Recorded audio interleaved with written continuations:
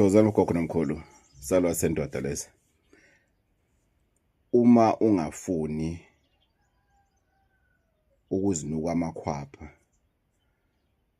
ubheke indlela owenza ngayo izinto, ubheke indlela ophatha ngayo abanye abantu, ubheke indlela oyiphatha ngayo wena.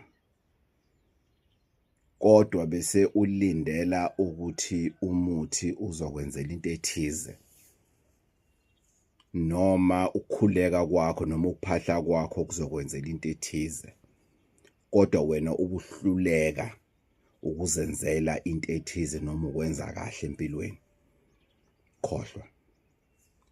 Khohlwa, hamba uyolala, khohlwa, akho muntu uzokusebenzela, khohlwa.